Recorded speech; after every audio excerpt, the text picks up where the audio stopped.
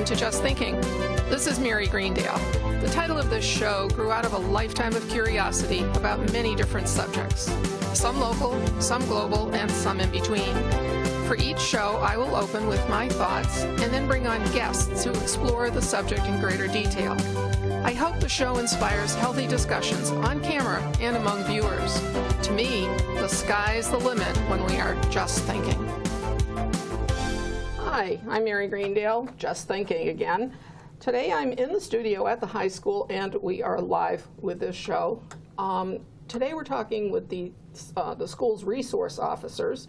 We've got one from the high school and one from the elementary school, and as I understand, there's also one who belongs to the middle school, but we'll find that out. Let's just jump right in. We've all been listening to the conversation as a fallout of the Parkland shootings, and we're all aware of the role, the importance, the significance of school resource officers. But as I was listening to the news, it became a real puzzle to me as to exactly what does this mean. I have a bunch of questions, and maybe you do too. So let's start. Let me introduce you to Mike Woods, who is the I'm the senior, you're not. the school resource officer at Miller. Or is it both Miller and Placentino and Adams, part-time? And oh, you do all, okay, so you're the one that does the float back and forth. That's okay. Correct. Okay, and Bryan DiGiorgio, who is at the high school? Yes. Okay, all right, so now that we know that, so a typical day, you get to the high school, you park the car, you go in, what can you expect from a typical day with a bunch of teenagers? But anyway, what's your typical day supposed to be like? So a typical day is I generally work Monday through Friday. This particular position requires you to be available all the time. My job is primarily to work with the schools, act as a liaison between the police and the schools. We have a memorandum of understanding where we share information. And ultimately, it's a prevention-based job where our job is to keep these students and these juveniles out of the court system. And if we see where a student or a juvenile might need services, we'll point that family and that child to outside resources and try to coordinate that. It's all about the collaboration between the police and the schools. Mike, what about you? Let's pretend you're at the middle school for a day. Is it different from middle school to elementary school? It is. Just to give you a quick thing, Bryan is our full-time student resource officer. All right, I'm part-time, so Bryan actually will be in all of the schools, and I get a couple hours a day to be able to try to take care of any issues or anything that might be going on within, whether it be the middle school or Miller or Placentino. So a normal day is I will go from try to do for drop-offs. I'll try to be at every school while they're there to be seen, let everybody know that we're around and say hi and really just try to build relationships. I have seen you at the drop-off and so forth when Riley was, I don't remember why, but it doesn't matter. Anyway, so that is all just sort of a meet and greet. Do you stay then? Meet and greet, I stay. We have a meeting every morning with the assistant principals or principals every morning to see how things are going, if there's anything that I need to, help them out with. And then once I get done with that, I go to the next school. Okay. Bryan, how about you? Do you do the meet and greet at the high school? I'm involved in a lot of meetings within the administrators and the guidance counselors, and I think the same goes on down at the elementary and the middle school. It's checking in, seeing what's, for example, Monday morning today. So if something occurred over the weekend that might have involved one of our students, we bring that to the attention of the schools, making sure when that student returns on Monday that he or she has the right support in place. Okay. So it's really just making sure that everybody's somewhat on the same page and working together, because ultimately we want to make sure that these kids get the support they need in order to graduate and have a successful experience within the schools. Do you walk the hallways at all? I do, yes. This job is a relationship-based position.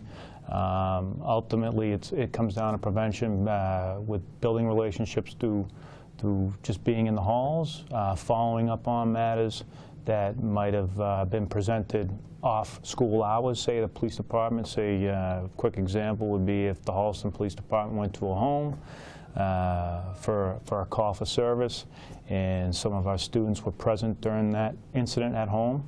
That information is then, we will share that information with the school to make sure those kids that might have witnessed that incident get the right support in schools. Okay, good point. Good point. I understand that.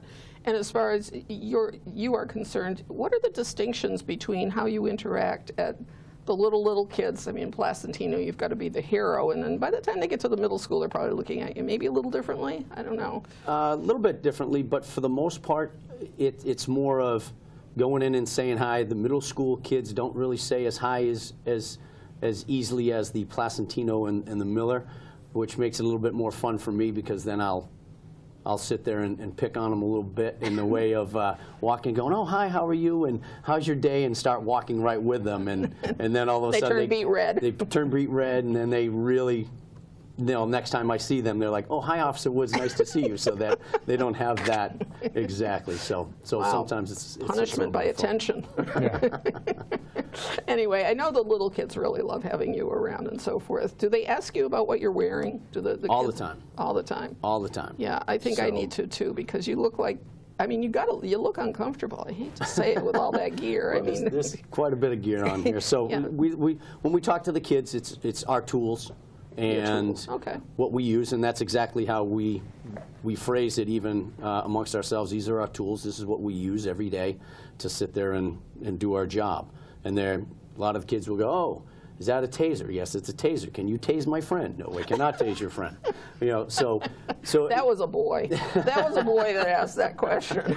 So, we're as honest as we possibly can, and we tell them what our tools are, and it's, to protect them and the teachers and ourselves. So, When it gets to like at the high school, when they get to the days when they're talking about careers and stuff like that, do you find you get more questions? Do kids come up to you and say, what's it like to be a police officer? Or? Yeah, I don't get a lot of that. I get the walk in the office or stop in the hallway. It's more of a question, a law-based question. What if type of question. What if I did this? Would you get mad at me? Would I be in trouble? Maybe looking for advice. You primarily too is act as a counselor up here, where you try to provide support to these kids that might be going through a tough situation within the home or within friends. We also handle, crimes within the schools where if it's truancy or well-being checks, that as well. So, do you have special training to be a school resource officer? I was going to say. Yeah, so we both had to go through a week-long 40-hour class strictly for SROs as well. I can't speak for Bryan, but I've gone to another 2-day event, which was ALERT, which was pertaining to intruders and intruder responses, as well as a LEAPS program, which was a 3-day program, which was strictly for SROs and helping them go kind of to the next level of being able to help kids and what's expected and things that, to try to make your schools better and safer. In your own education, what was your background? What did you? I graduated from Bentley with a marketing and business degree. Marketing is an important part of what you do. And Bryan, how about you? Special training, you did pretty much the same stuff. Same thing, NASARO it's called, National Association for School Resource Officer. It's a week-long class. It prepares us of how to deal with students from the school setting. We've also attended multiple trainings with the Middlesex DA's office. We're involved with if it's mental health or attendance and receiving knowledge in those areas, because those are common challenges that we're dealing with in the school. The DA does a lot too with the drug program, so I assume that you have some responsibilities to at least be aware of what they're doing and familiar with what they offer for services and resources and stuff. We have a very strong within the school. We have a very strong relationship with our DA's office. We meet once a month. It's called the Community-Based Justice Meeting. We'll meet on a Wednesday, and that discussion is just, again, sharing of information, working together between the DA's office, the police department, and the schools, and just ultimately just trying to keep these kids to make good decisions. Holliston's really very lucky, and it's not just luck. A couple of good decisions along the way, way back when Dr. Jackson and Margaret Fitzpatrick, who was with Youth and Family Services, and Michael Cassidy at the fire department put together a grant application to the Mental Health Foundation in Framingham, and we got a big grant. It was like $100,000 maybe, and maybe that wasn't the right source, but anyway, it was a $100,000 grant to start to build a relationship and a collaboration between the schools and the police department. And I suspect that's the foundation of everything that's grown out of it since then. Holliston's a very special community. We have Holliston Youth and Family, Yep. which is some of the people that you just spoke of are involved with that. And we offer our own juvenile diversion program. An example would be if we had a juvenile commit a crime, and we allow those students the opportunity to go into the juvenile diversion program, which is actually held right here in town at Margaret Fitzpatrick office. And that gives them, they do community service, they'll do weekly check-ins, but that allows them to kind of learn what it is that they did wrong, correct it, and move on. And if they break that diversion program, then the complaint or the charge will go forward in juvenile court. And the students or the juvenile are allowed to make that, allowed that opportunity once. So, one bite at the apple. And not a lot of communities have their own Holliston Youth and Family program in their town. And that allows us also, by hosting it here in Holliston, it allows us to continue the conversations and all somewhat, again, sharing information and working together as a group to make sure that this kid knows what he did was wrong and make better choices. Both of you have talked about building relationships, and that's really all you're talking about in that matter, too. It's building relationships with administrators or other departments and that kind of stuff. And very often government fails because it doesn't do that. Right. So hats off to everybody who participates in that.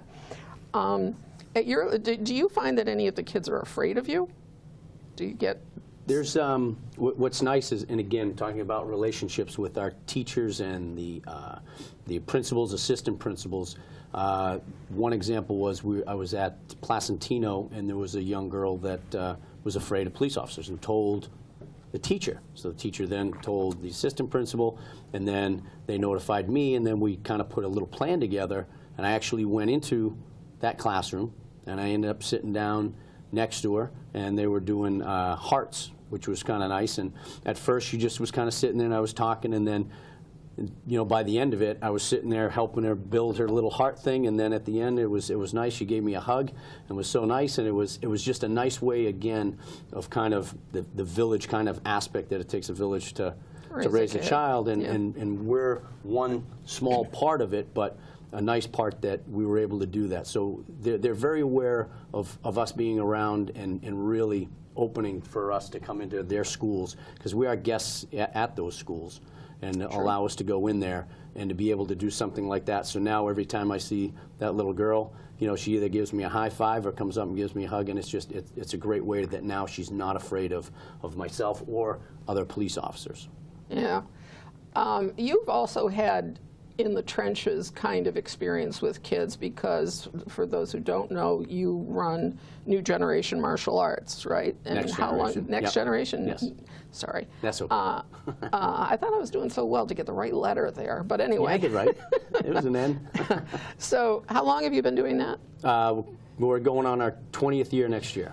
Okay. Mind you, I knew Michael when he was growing up. He grew up and graduated with my son. So anyway, so in that situation, you're with kids constantly. Constantly, every day. Every day. So that must have been a good on-the-job. And you've got kids of your own, and so you've got that daily. So when you get to work sometimes, do you just get in there and say, oh, my God, I want a day without kids? I mean, don't you ever have that kind of, no? No. No, I haven't, not yet. No, yeah. Amazing. I Yeah. think that's amazing. Okay. So you go to school in uniform. Yes. Okay. Do you carry a gun in school? Yes. Okay. And I'm assuming that there are boys who will ask you anyway, can we see the gun? Can we do they talk about Boys, girls, it? Girls too? Mm-hmm. Girls Almost too? certainly. You bet. Oh, okay. All right. And how do you respond to that? How do you, I mean, obviously you're Just not going to honest. whip out the gun. Just honest with them. You have a gun? Yes. Is that it? Yes. And then they're like, can we touch it? No. Yeah. And they ask what else is on you, and you tell them. You go through that whole uniform. Exactly. Okay. So let's talk about emergencies. All right. I know at the high school they have done trainings of, well, I guess they've done them at all schools, haven't they, for intruders or whatever. They've had lockdowns. We've had lockdowns for other things. I assume you've gone through those things. Does everybody have to go through that on the department? Does every officer have to go through that? Do you know? So that brings up another point. So a lot of the safety measures we do here at the schools, we bring that back to the police department. So if it's something the guys or girls need down at the station, we bring that information. We educate them on how to respond to an emergency down here.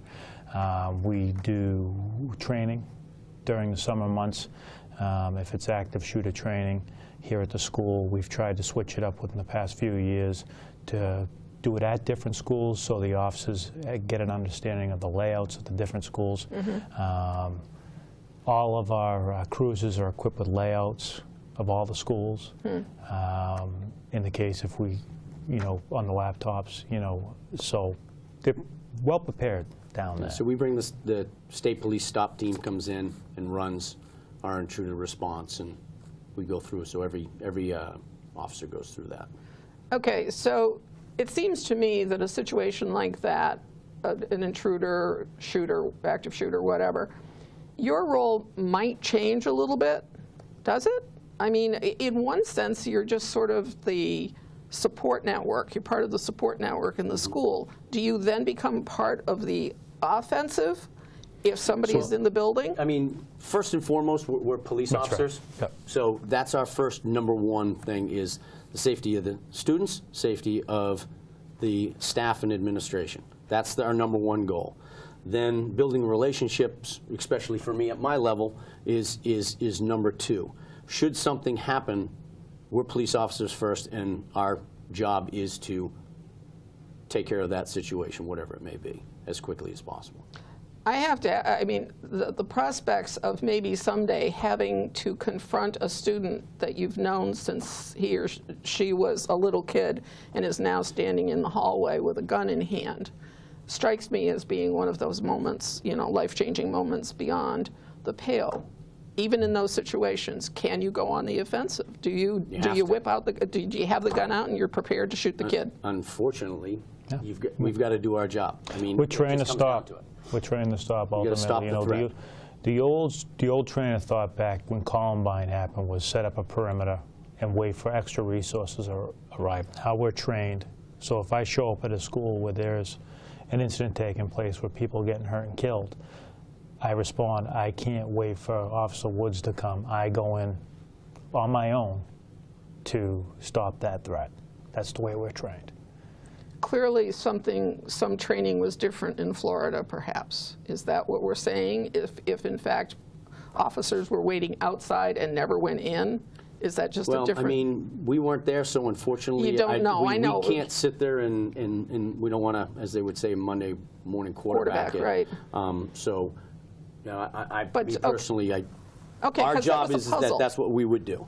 Okay, so then I guess then the puzzle leads to the question, and the question's been answered, and the answer is you take an active role in an active shooting situation, your goal being to protect the people that are in the building that are your responsibility, irrespective of who that person is, that shooter is, and even if it stop is that somebody threat you as know. quickly as And you hope with Mike being down in the elementary schools and us being so visible within the schools that we never get to that I point agree. because of the relationships we've built and the communications that we've developed within the schools, the staff, and the students, that there is something within that time frame, if something should happen, that got back to us and we addressed it in a safe manner.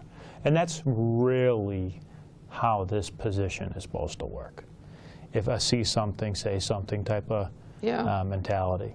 But isn't it possible that you end up with a kid that graduated from high school and 2 years later he's or she is just, you know, kind of floundering? What happens with those kids? Well, you hope, you know, you hope what I just said within the school setting, but you hope, I mean, Holliston's a very close community. You would hope that same sense outside of the schools carries within the community. And again, gets back to the police department. And we can address it. Do you think it's working? Absolutely. You think it's working? Absolutely. I do. Okay. That's good. I do. I mean, that's a very important component of it. I worked in a department previously to here, and when I first came to this community, I was amazed on how professional this organization was and how the officers here follow up on matters. And that's the biggest thing in our job, is following up. So if there's an incident that occurs, making sure that we're calling that family and following up and making sure, is there any other resources you need? Is there anything else? Because that goes a long way, that extra phone call to that family. And they say, well, they remembered, you know, a week or two goes by and you're touching base with that family and following up and making sure, is there anything they need? That goes a long way. And there's other conversations that can come up from that follow-up. So when I came here, that's something I immediately recognized. I'm like, wow, this department's a really professional organization. So if you were aware of a domestic violence situation one night or something, and so you go to school and you know that one of the kids was exposed to it or whatever, are you automatically told about it so that you can, you know, call out the kid, or what do you do? How do you know about it? What I'll do in a case like that is I will share that information with the guidance and the administrators, so they can, at some point during the day, you know, pull that student aside and, you know, check in with them. You know, how's everything going? Because maybe there is something going on. Maybe that particular family, there's some financial reason, whatever the case may be, and this kid is acting out somehow in the school, either if it's grades or behavior, and now putting the school on that page. Look, we just went out to that home a week or so ago due to some, mom and dad aren't getting along anymore. Well, that would make sense why the student is acting the way he or she is. Yeah. So it's then providing services to that student and making sure he or she has the support. So if you didn't have this kind of system, normally those things would just sort of stay in-house, right? It would just be the police department would know that they'd been to such and such a place. Right. And then the schools would be seeing the child act out or maybe looking sad or whatever, and there wouldn't be that. And wouldn't have that full picture of what's going on. Interesting, interesting. Okay, so within the school community, do you hear kids talking about Parkland? Was there any conversation as a fallout to it? Any conversation about guns and weapons and that kind of stuff?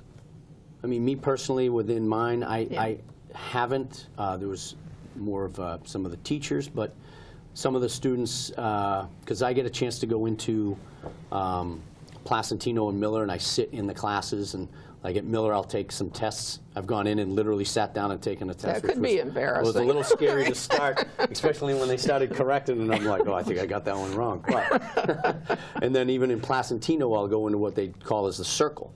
So, so we sit down in the circle and we have questions, and a lot of the questions within the Placentino is did we catch the people in the bank robbery?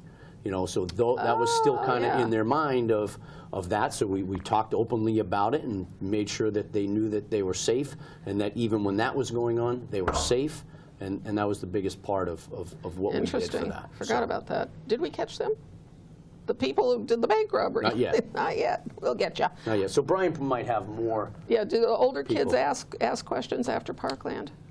You know, I think school safety is on all the kids' minds. I mean, and I think with media and news coverage, I mean, it's on. There's something, unfortunately, on the news every night about a school incident. Did they talk about it? Yeah, I was actually in a conversation last week within a class, a communications class, where I helped this girl with a presentation regarding school safety. And, you know, I just reassure these kids that they are safe here. And there's conversations that are going on behind the scenes that they don't really need to know about, but there are conversations going on behind the scenes on how to make the schools safer. And their job is to show up every day at school knowing it's safe so they can learn. Because you can't learn in an environment where you have to worry. You have to be relaxed. So it was a good conversation with these kids, and that needs to be reinforced at home too. The parents need to understand that, Officer Woods and I and the schools, we're all working together to make these schools a safer place, really. Recently this year, we implemented a school safety committee, which we meet once a month.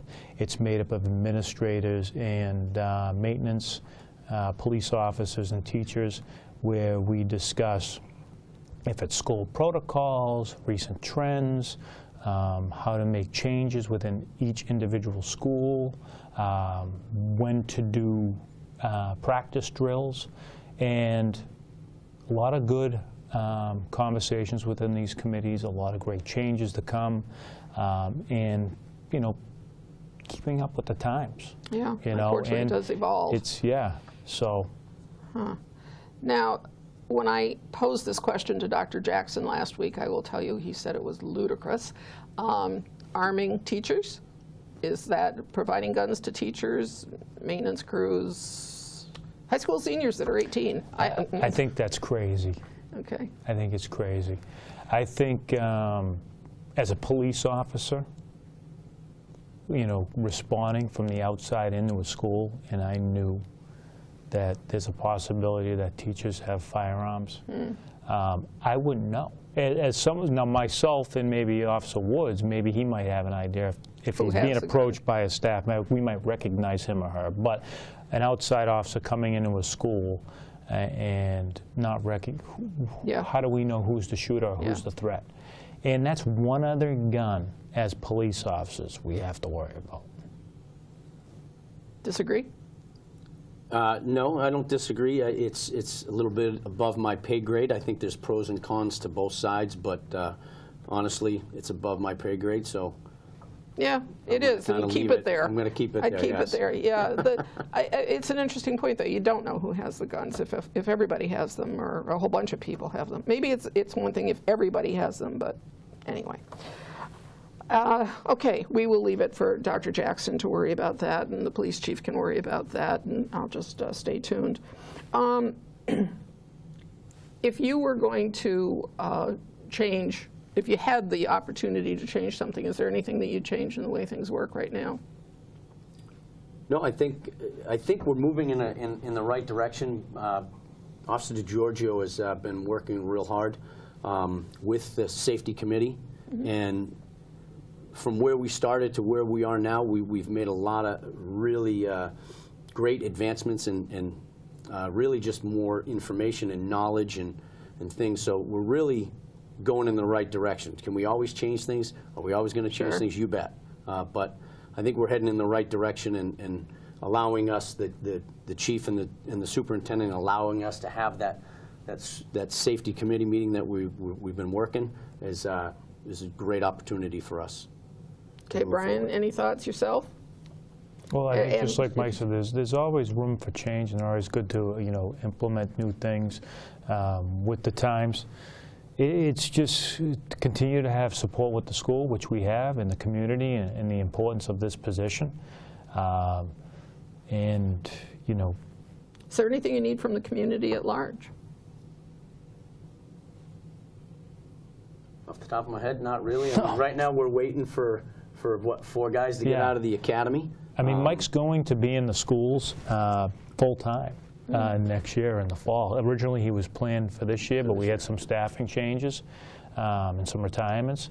So he had to be pulled out, and he gets down there as often as he can. But there's only so much you can do in a short window of time, not to mention he's working 3rd shift. So, he's over there. And, I worked 3rd shift for a long time, and, I get what it's like to do those second half doubles. And the benefit that Officer Giorgio is that, whatever I can't take care of. He and I are in constant contact at all times, and you know, I'll sit there and say, you know, Officer DiGiorgio, if you could, you know, head on over to Placentino or Miller, because there's something I just wasn't able to handle, and he's right on it. So. Do problems follow kids from grade to grade? So, I mean, when they graduate from Miller, do you then, or let me say when they graduate from middle school, do you have some opportunity to be able to talk to one another and just say, hey, this is a couple of the kids that I'd like you to keep an eye on, or these are...